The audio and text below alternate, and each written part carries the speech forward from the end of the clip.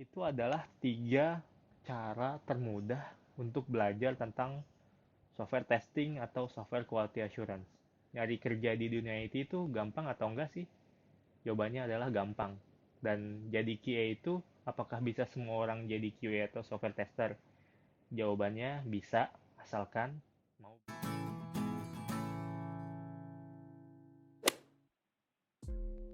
Sebagai manusia yang hidup di era serba digital, tentunya kita tidak bisa lepas dari yang namanya software atau perangkat lunak.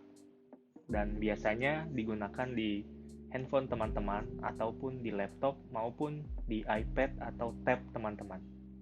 Tapi pernah nggak sih kepikiran untuk bekerja, membuat aplikasi, tapi bukan sebagai developer, yakni sebagai orang yang menjaga kualitas dan memastikan produknya sesuai dengan kebutuhan user. Selamat datang di Ngobrol QA, channel yang kita gunakan untuk ngobrolin tentang software quality assurance dan software testing berbahasa Indonesia.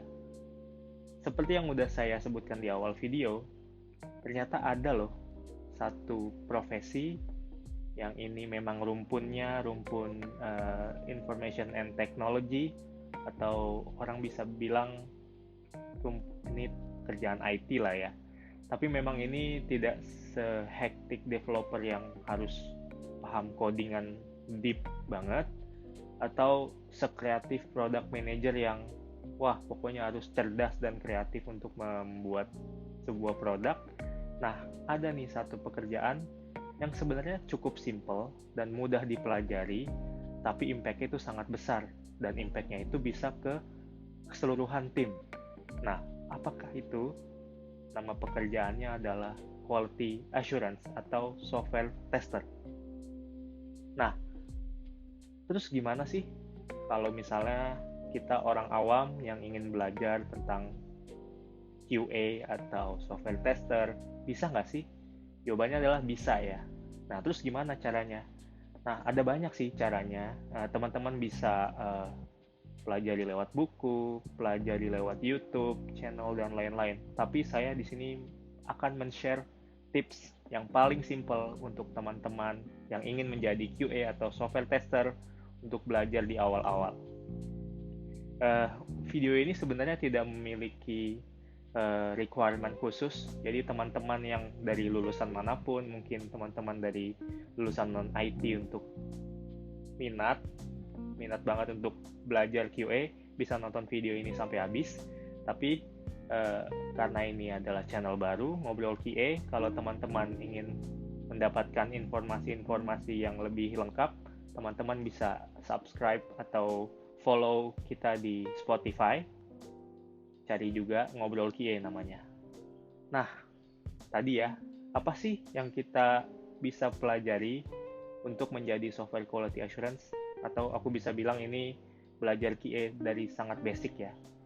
Jadi kalau menurutku ada 3 tahapan yang bisa dibilang ini adalah kalau teman-teman bisa melakukan ini, maka teman-teman pasti bisa jadi QA. Nah, apa sih? Ya, jadi step pertama adalah teman-teman harus pahami produk yang ingin teman-teman tes. QA atau software tester itu kan main jobnya atau pekerjaan utamanya adalah menguji sebuah aplikasi sesuai dengan standar tertentu, sesuai dengan skenario tertentu. Nah, sebelum teman-teman melakukan pengujian, pastinya teman-teman harus paham dulu dong produk atau fungsi yang teman-teman tes itu, yang teman-teman uji itu seperti apa, dan ekspektasinya ketika dilakukan pengetesan itu seperti apa. Nah, jadi misalnya kita contohin ya, ini karena ini di YouTube, ada tombol subscribe gitu ya. Nah, tombol subscribe adalah sebuah fitur di YouTube yang mana kalau kita klik, kita akan memfollow atau mensubscribe sebuah channel, sehingga kalau ada video terbaru, maka teman-teman akan mendapatkan video tersebut di halaman home teman-teman misalnya. Nah, kalau teman-teman sudah bisa berpikiran seperti itu adalah modal yang paling penting, yaitu teman-teman bisa berpikir analytics, bisa menganalisa sebuah flow.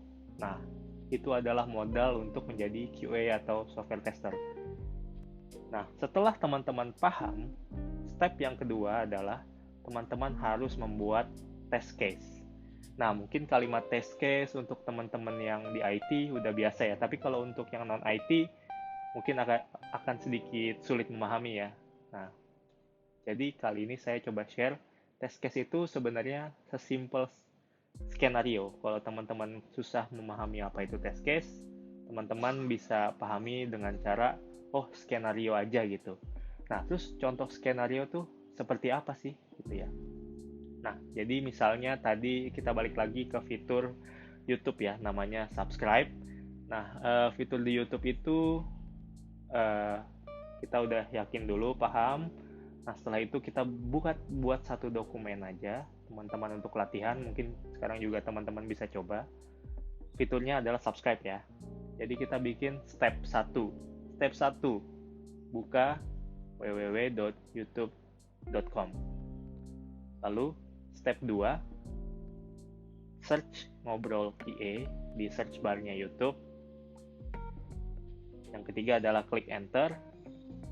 Step yang keempat adalah pastikan channel ngobrol QA tampil di layar teman-teman.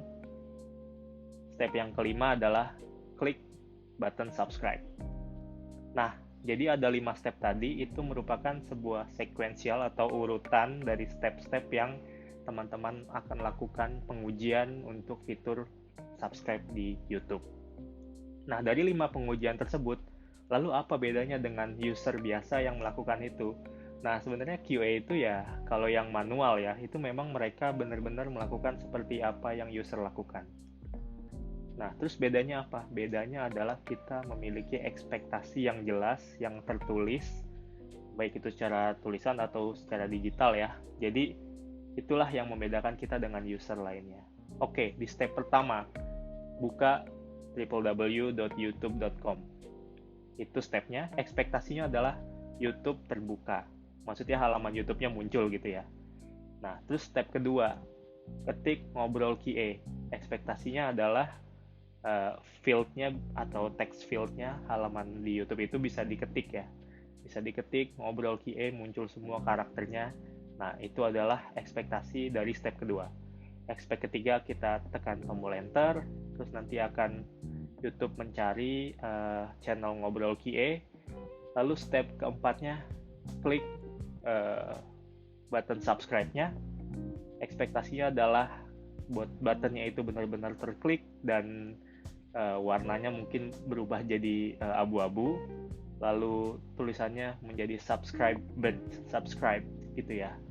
Nah, yang terakhir adalah memastikan bahwa channel ngobrol QA benar-benar telah tersubscribe.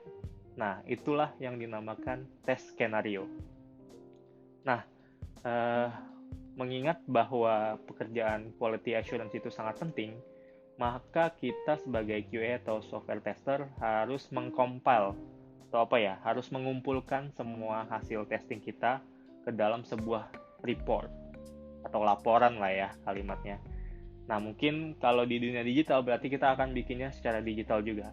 Jadi step yang tadi beserta ekspektasinya itu adalah tes skenario. Nah, biasanya ya, namanya kita menjaga kualitas, maka kita tuh sebenarnya ekspektasinya adalah beda dengan user. Kalau user semuanya pengen lancar. Nah, kalau ekspektasi sebagai QA itu justru kita akan mencoba menemukan kecacatan atau kecacatan kualitasnya yang tidak sesuai dengan kualitasnya. Nah, di step yang tadi sudah teman-teman tulis dan kita sudah eksekusi bersama-sama gitu ya. Nah, itu ada kemungkinan pas semua atau berhasil semua, tapi terkadang tuh ada kemungkinan gagalnya. Nah, jadi kita sebagai seorang software tester harus bisa menentukan software tersebut sesuai dengan skenario yang kita buat itu berhasil semua atau tidak gitu. Nah, let's say kalau misalnya berhasil semua gampang, kita tinggal bikin remarks berdasarkan testing atau skenario yang kita lakukan. Fitur ini telah lolos uji kelayakan lah ya, telah lolos kita tes dengan skenario yang kita telah buat gitu. Tetapi apa yang terjadi jika ternyata step 2 gagal? Misalnya pada saat teman-teman mencari ngobrol QA, ternyata channel ngobrol QA tidak ditemukan gitu ya. Nah, kalau misalnya ekspektasi di step 2 itu adalah ngobrol QA ditemukan, maka kalau misalnya ternyata pas teman-teman search atau teman-teman melakukan pengetesan itu cari ngobrol QA nggak ditemukan, berarti itu adalah teman-teman menemukan sebuah kecacatan atau yang disebut dengan bug atau defect. Nah, lalu sebagai seorang software tester apa sih yang dilakukan? Nah, sebagai seorang software tester atau software quality assurance, teman-teman akan mencatat bug tersebut atau mencatat kecacatan tersebut gitu ya. Nah, cara nyatetnya gimana? Diberikan informasi sedetil mungkin. Nah, kita ada kenal satu istilah yang namanya step to reproduce. Sebenarnya step to reproduce itu gampang banget. Jadi teman-teman cukup membuat satu skenario juga, laporan ya. Laporannya adalah berisi gimana caranya teman-teman bisa menemukan kecacatannya tersebut. Misalnya teman-teman buka YouTube, lalu teman-teman search ngobrol QA. Nah, itu nggak ketemu. Nah, itu adalah step to reproduce the bug. Jadi, step yang dilakukan untuk menemukan ulang kecacatan tersebut. Sehingga nanti kalau ada teman-teman dari divisi lain, dari developer atau teman-teman dari product manager itu melihat laporan teman-teman, mereka bisa paham, oh ternyata masih ada yang gagal nih di sistem yang mereka buat, yang kita sebagai satu tim kita buat. Nah, itu adalah 3 cara termudah untuk belajar tentang software testing atau software quality assurance. Menurut teman-teman gimana? Mudah bukan?